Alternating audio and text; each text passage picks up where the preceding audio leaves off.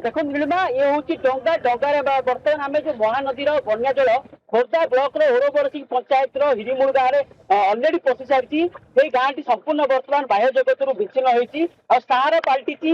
डंगा डंगा जोगे ग्रामवासी मैंने यातायात करुँच जो डंगार बर्तमान आम भी गाँव को जाऊँ डंगा सार पलटि जेहेतु महानदी जो बन्या जल आहरी बढ़ खोर्धा ब्लॉक 3 गोटी पंचायत 10 रु ऊर्ध्व गाँ संपूर्ण जलमग्न हम लोक जलबंदी की रे गृहपालित पशु कथा कहतु रोगी कथा को जंत्रणा दिन दिन बढ़िया लगे से जो डंगा सहारा पड़ी जो हिरीमूल गाँ संपूर्ण बाह्य जगत विच्छिन्न होती डंगा बर्तमान सहारा पलटि आम संगे स्थानीय बासिंदा अच्छा केमी देखो डंगा बर्तमान सहारा पलटि केबेठू पानी पशिलानी 2 दिन है पानी पशिले जहाँफल प्रशासन अनुरोध कर बहुत जल्दी आसवाई जहाँफल पानी ये पूरा सारा मानने एमती पानी ही रोचे जलमग्न 2 गाँ 3 गाँ 10 गाँव ऊर्ध भी गाँ रोचे जहाँफल पानी सकाशु धान गाड़ी पूरा नष्ट हो गले जहाँफल नष्ट हो पानी पूरा एमती खेल रही दर्शक अनुरोध किसी साहय करूँ 2-3 गाँव में पानी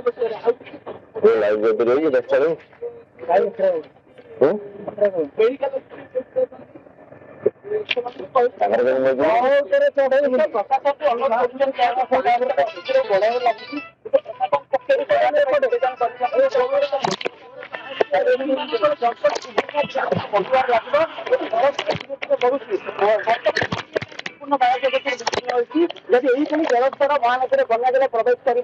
10 रु ऊर्ध्व गाँ संपूर्ण जलबंदी दुर्दशा बढ़ जो समस्या कथा देखिए जलस्तर बढ़ुची वीडियोग्राफर दृश्य देखिए आम जो बाट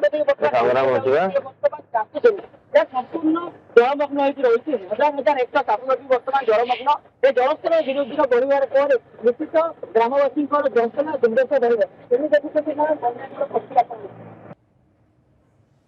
ओके बंध भांगी विपद बढ़ुची खोर्धार जदि आम कह बर्तमान महानदी जल प्रवेश कला अनेक गाँ धीरे धीरे जलबंदी अवस्था को आसला सेपटे जिला प्रशासन प्रस्तुत रही परिस्थिति को सामना करने धन्यवाद संग्राम।